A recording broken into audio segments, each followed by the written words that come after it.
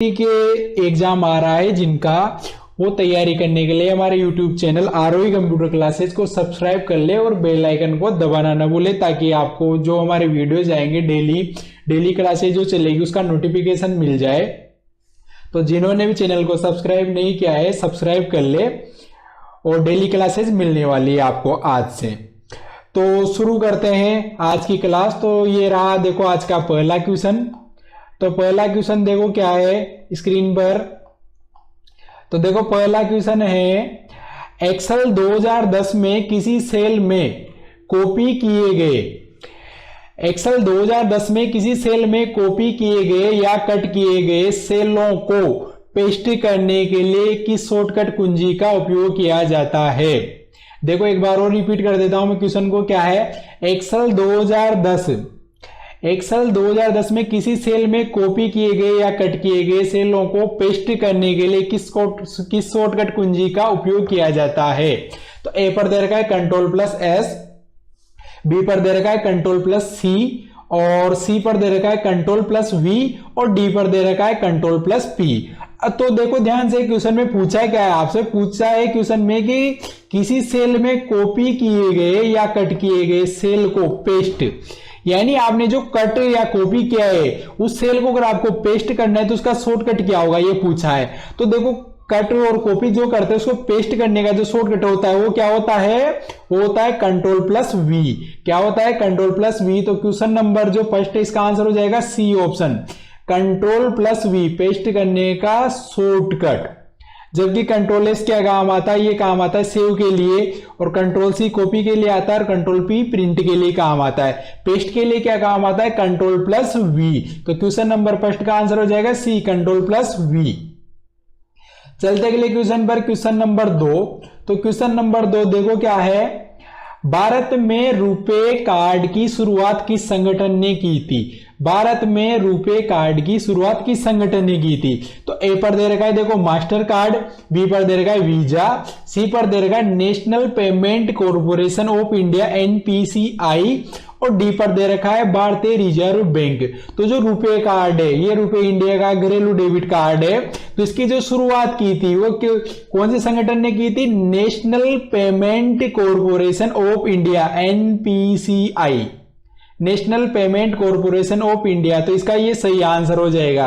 तो question number second का सही आंसर हो जाएगा C option, national payment corporation of India, short में से NPCI बोलते हैं। चलते अगले क्वेश्चन पर, क्वेश्चन नंबर 3। देखो क्वेश्चन नंबर 3 क्या है, कौन सी सोशल नेटवर्किंग साइट को उसके पोस्ट में अक्षर सीमा और हैशटैग का उपयोग करने के लिए जाना जाता है। कौन सी सोशल नेटवर्किंग साइट को उसके पोस्ट में अक्षर सीमा यानी वर्ड लिमिट और हैशटैग का उपयोग करने के लिए जाना जाता है। यानी कौन सी सोशल नेटवर्किंग साइट है जिसमें कैरेक्टर्स की लिमिटेशन होती है और हैशटैग का उपयोग किया जाता है। तो ए पर दे रखा है फेसबुक, बी पर दे रखा है ट्विटर, सी पर दे रखा है इंस्टाग्राम और डी पर दे रखा है लिंक्डइन। तो जो इसका सही आंसर होगा वो होगा बी ट्विटर। क्या होगा इसका सही आंसर, बी ट्विटर इसका सही आंसर हो जाएगा। देखो क्वेश्चन नंबर 3 का, क्योंकि ट्विटर में क्या होता है कैरेक्टर्स की लिमिट होती है और आप हैशटैग का भी प्रयोग कर सकते हो। तो क्वेश्चन नंबर जो 3 है इसका आंसर हो जाएगा बी ट्विटर। चलते अगले क्वेश्चन पर। तो देखो अगला क्वेश्चन क्या है, राजस्थान संपर्क पोर्टल का उद्देश्य क्या है। क्वेश्चन नंबर 4 क्या है, देखो राजस्थान संपर्क पोर्टल का उद्देश्य क्या है। तो ए पर दे रखा है देखो single sign on system, B पर दे रखा है शिकायत सुलझाने की सेवाएं, सी पर दे रखा है नागरिक पंजीकरण सेवाएं और डी पर दे रखा है नागरिक सेवाओं का लाभ उठाना। तो जो राजस्थान संपर्क का जो पोर्टल है वो क्या काम आता है, वो आता है शिकायत सुलझाने की सेवाओं के लिए। किसके लिए काम आता है, वो शिकायत सुलझाने के काम आता है वो।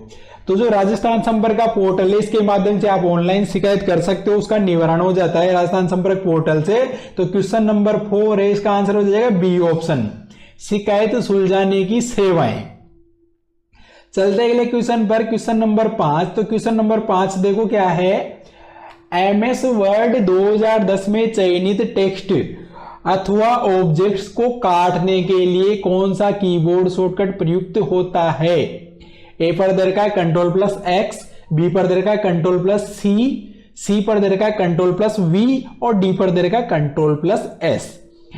देखो क्वेश्चन में पूछा क्या है, एमएस वर्ड 2010 में चयनित टेक्स्ट, यानी चयनित का मतलब कि जो भी टेक्स्ट अथवा ऑब्जेक्ट अगर आपने सिलेक्ट कर रखा है को काटने के लिए कौन सा कीबोर्ड शॉर्टकट प्रयुक्त होता है, यानी कट करने के लिए अपन किस कीबोर्ड शॉर्टकट का प्रयोग करते हैं।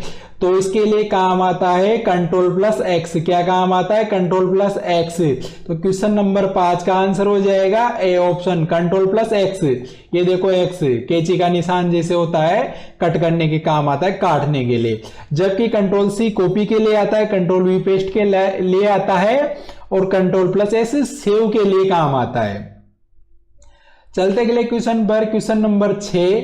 क्वेश्चन नंबर 6 देखो क्या है, एमएस वर्ड 2010 में फाइंड एवं रिप्लेस सुविधा का क्या उद्देश्य है। एमएस वर्ड 2010 में फाइंड एवं रिप्लेस सुविधा का क्या उद्देश्य है। तो ए पर दे रखा है डॉक्यूमेंट में टेक्स्ट को फॉर्मेट करना, बी पर दे रखा है डॉक्यूमेंट में विशिष्ट शब्दों वाक्यों को सर्च और रिप्लेस करना, सी पर दे रखा है डॉक्यूमेंट का पेज लेआउट चेंज करना और डी पर दे रखा है डॉक्यूमेंट में पृष्ठ संख्याओं को जोड़ना। तो क्वेश्चन में पूछा क्या है, एमएस वर्ड 2010 में फाइंड एवं रिप्लेस सुविधा का उद्देश्य, यानी फाइंड और रिप्लेस का ऑप्शन क्या काम आता है, उसका क्या उद्देश्य ये पूछा है।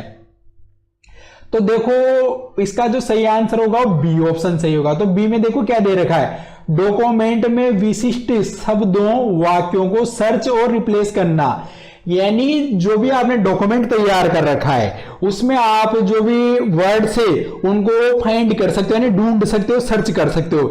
इसके अलावा आप उन्हें सर्च करके रिप्लेस भी कर सकते हो, यानी बदल सकते हो। फाइंड एंड रिप्लेस ऑप्शन के द्वारा आप वर्ड्स को चेंज कर सकते हो और ढूंढ भी सकते हो, ये काम आता है। तो क्वेश्चन नंबर 6 है, इसका आंसर हो जाएगा बी ऑप्शन। जबकि ए पर दिया था डॉक्यूमेंट में टेक्स्ट को फॉर्मेट करना नहीं होता है, देखो सी पर दिया था डॉक्यूमेंट का पेज लेआउट चेंज करना नहीं होता है और डी पर दे रहा है डॉक्यूमेंट में पृष्ठ संख्याओं को जोड़ना, तो ये भी नहीं होता है। क्या होता है, डॉक्यूमेंट में विशिष्ट शब्दों वाक्यों को सर्च और रिप्लेस करना, ये होता है। क्वेश्चन नंबर 7 देखो क्या दे रखा है, ई मित्र पोर्टल के माध्यम से कौन सी सेवाओं का लाभ उठाया जा सकता है। ई मित्र पोर्टल के माध्यम से कौन सी सेवाओं का लाभ उठाया जा सकता है। तो ए पर दे रखा है बिल भुगतान, बी पर दे रखा है प्रमाण पत्र के लिए आवेदन, सी पर दे रखा है शिकायत दर्ज करना, डी पर दे रखा है ये सभी। तो देखो ई मित्र नॉर्मली सब जानते होंगे जो भी राजस्थान से हैं। तो ई मित्र पोर्टल के माध्यम से कौन सी सेवा का लाभ उठाया जा सकता है, तो बिल भुगतान कर सकते हैं, बी पर दे रखा है प्रमाण पत्र के लिए आवेदन कर सकते हैं, सी पर देखा है शिकायत दर्ज करना कर सकते हैं। तो क्वेश्चन नंबर 7 का आंसर क्या होगा, डी ये सभी। क्या हो जाएगा, डी ये सभी इसका सही आंसर हो जाएगा, क्योंकि तीनों काम अपन यहां से मित्र से कर सकते हैं। चलते के लिए क्वेश्चन पर, क्वेश्चन नंबर 8 देखो क्या दे रखा है, एमएस वर्ड 2010 में पाठ के रूप में दिखाने के लिए जिन रिबन टैब में विकल्प होते हैं जैसे फॉन्ट कलर और हाईलाइट कलर क्या है। तो ए पर दे रखा है होम, बी पर दे रखा है इंसर्ट, सी पर दे रखा है पेज लेआउट और डी पर दे रखा है देखो रेफरेंसेज। तो एमएस वर्ड 2010 में पाठ के रूप में दिखाने के लिए, यानी टेक्स्ट में दिखाने के लिए, यानी कौन सा टैब काम आता है जिसमें फॉन्ट कलर और हाईलाइट कलर होते हैं। तो जो फॉन्ट कलर और हाईलाइट कलर जो होते हैं वो पाए जाते हैं कौन से टैब में, होम टैब में पाए जाते हैं। कौन से टैब में पाए जाते हैं, होम टैब में पाए जाते हैं। तो क्वेश्चन नंबर 8 का आंसर हो जाएगा ए होम। क्या हो जाएगा, ए होम इसका सही आंसर हो जाएगा। चलते के लिए क्वेश्चन पर, क्वेश्चन नंबर 9 देखो क्या है, एमएस वर्ड 2010 में सेव एज डायलॉग बॉक्स खोलने के लिए कौन सी शॉर्टकट कुंजी उपयोग की जाती है। एमएस वर्ड 2010 में सेव एज डायलॉग बॉक्स खोलने के लिए कौन सी शॉर्टकट कुंजी उपयोग की जाती है। तो ए पर दे रखा है कंट्रोल प्लस एस, बी पर दे रखा है कंट्रोल प्लस ओ, सी पर दे रखा है कंट्रोल प्लस ए और डी पर दे रखा है F12। तो सेव एज का जो डायलॉग बॉक्स खोलना है, अगर आपको सेव एज करना है तो सेव एज का शॉर्टकट पूछा है, तो सेव एज का शॉर्टकट क्या होता है? D, control D, sorry D होता है आपका F12, डी में क्या दे रखा है? F12। तो जो सेव एज का शॉर्टकट होता है वो क्या होता है? F12। जबकि ए ऑप्शन पर दिया था कंट्रोल एस, तो ये तो क्या काम आता है? ये काम आता है सेव के लिए, और कंट्रोल प्लस ओ दे रखा है, ये काम आता है ओपन के लिए, और कंट्रोल ए काम आता है आपका सिलेक्ट ऑल के लिए काम आता है। तो इसका सही आंसर क्या हो जाएगा? इसका सही आंसर जो होगा वो होगा डी, F12। F12 इसका सही आंसर हो जाएगा सेव एज का। क्या हो जाएगा? F12 इसका सही आंसर हो जाएगा सेव एज का शॉर्टकट। चलते अगले क्वेश्चन पर, क्वेश्चन नंबर 10। MS एक्सेल 2010 में एक्सेल वर्कबुक्स के लिए क्या फाइल एक्सटेंशन होता है? MS एक्सेल 2010 में एक्सेल वर्कबुक्स के लिए क्या फाइल एक्सटेंशन होता है? ए पर दे रखा .xlsx, बी पर दे रखा .docx, सी पर दे रखा .pptx और डी पर दे रखा .pdf। तो एक्सेल की फाइल एक्सटेंशन पूछिए आपसे, तो एक्सेल की जो फाइल एक्सटेंशन होती है वो क्या होती है? .xlsx, ये होती है इसकी फाइल एक्सटेंशन। तो क्वेश्चन नंबर 10 का आंसर हो जाएगा ए। क्या हो जाएगा? ए इसका सही आंसर हो जाएगा .xlsx। और जबकि MS वर्ड की पूछता तो MS वर्ड की क्या होती है? .docx, पावर पॉइंट की पूछता तो .pptx, और अगर वो पूछता पोर्टेबल डॉक्यूमेंट फॉर्मेट यानी PDF की तो .pdf ये होते हैं। जबकि एक्सेल की पूछिए तो एक्सेल की क्या होते हैं? .xlsx। ए इसका सही आंसर हो जाएगा। चलते अगले क्वेश्चन पर, और अगले क्वेश्चन से पहले मैं गुजारिश करूंगा कि जिन्होंने अभी तक भी हमारे YouTube चैनल को सब्सक्राइब नहीं किया है सब्सक्राइब कर लें, क्योंकि हमारे YouTube चैनल पर आपको RSCET एग्जाम की डेली क्लासेस मिलने वाली है अब। और अपने फ्रेंड्स को भी शेयर कर दे जिनका RSCET का एग्जाम है।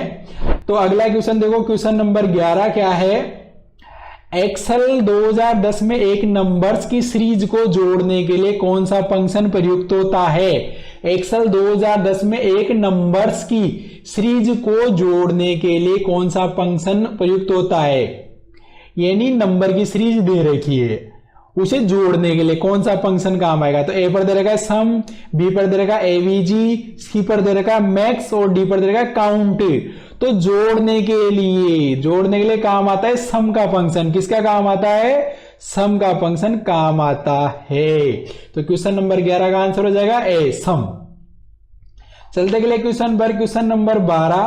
क्वेश्चन नंबर 12 देखो क्या दे रखा है? एक्सेल 2010 में एक बड़े वर्कशीट को स्क्रॉल करते समय, एक्सेल 2010 में एक बड़े वर्कशीट को स्क्रॉल करते समय दृश्य में रखने के लिए पंक्तियों और कॉलम को फ्रीज करने के लिए कौन सा फीचर प्रयुक्त होता है? यानी पूछा क्या है, देखो थोड़ा लंबा क्वेश्चन है, मैं समझा देता हूं कि एक्सेल शीट में जैसे आप वर्क कर रहे हो और उसमें कुछ भी स्क्रॉल करते हो, अब उसमें आपको जैसे फर्स्ट रो या फर्स्ट कॉलम को फ्रीज करना है। फ्रीज का मतलब है कि वो आपको दिखता रहे, आप ऊपर नीचे साइड में कहीं भी जाओ, तो उसके लिए कौन सा फीचर प्रयुक्त में आता है? तो ए पर दे रखा है फ्रीज पेन, बी पर दे रखा है स्प्लिट विंडो, सी पर दे रखा है फिल्टर और डी पर दे रखा है सॉर्ट। तो इसके लिए जो ऑप्शन काम आता है वो काम आता है फ्रीज पेन्स का। किसका काम आता है?